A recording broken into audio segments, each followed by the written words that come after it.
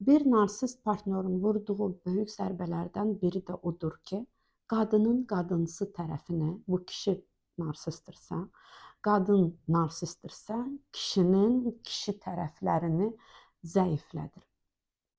Yəni bir qadın narsistdirsə, kişi partnyoruna, həyat yoldaşına, sevgilisinə zaman içində bir çox tənqidlər edərək, onu ələ salaraq, onu müqayisə edərək başqa kişilərlə, filankəs səndən daha çox qazanır, filankəsin vəzifəsi səndən daha yuxarı vəzifələrdədir, gör illərdir sən eyni yerdə addımlayırsan, sən heç irəli getmirsən. Yəni ki, bir var bunu xoş sözlərlə motivasiya edərək, biri də var ki, o insanı alçaldaraq, tənqid edərək, çox kəskin şəkildə, o qara yumor deyirlər, yəni yumordan istifadə eləyərək, sarkazm şəklində.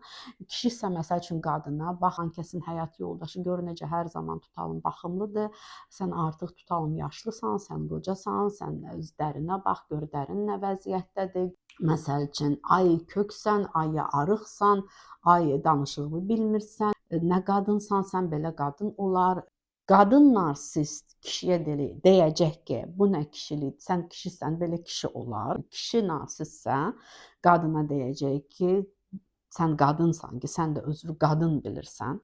Yəni ki, bu cür sözlərlə yavaş-yavaş o insanlarda, bu kişilərdə, başqa kişilərin yanında özünü gücsüz, özünü daha zəif, özünü daha önəmsiz biri hiss edəcək. Yəni müqayisədə bir çox kişilərlə hər zaman özünü daha aşağı görəcək, həmçinin də qadın müqayisədə başqa qadınlarla, yəni başqa qadınlara yavaş-yavaş paxıllığı yaranacaq, yavaş-yavaş başqa qadınlara nifrəti yaranacaq və özünə inamsızlıq, özünə güvənsizlik burada əlbəttə ki, günbəgün, saat basaat artmış olur.